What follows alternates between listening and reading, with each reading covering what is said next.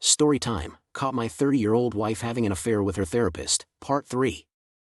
After some intense hours of her sharing and telling me everything, the more I think about it, the crazier this all sounds. Apparently, her therapist is a leader of a group of men that go out into the woods for sexual male empowerment sessions, which are secretive and they are not allowed to say what goes on there.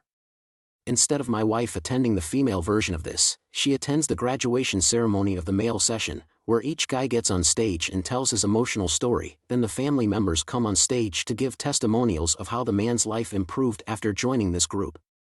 I could just be paranoid, but this sounds like a cult, and I get the feeling her therapist recruits vulnerable women for this organization and indoctrinates them to take advantage of them sexually.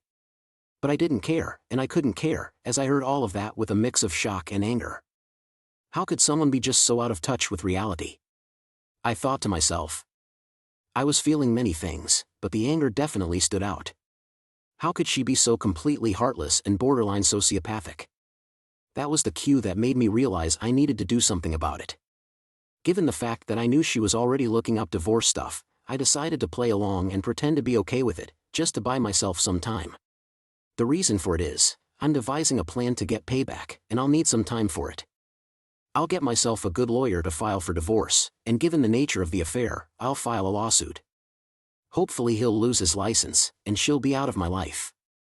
They say revenge isn't the way, because of negativity yada yada, I don't care.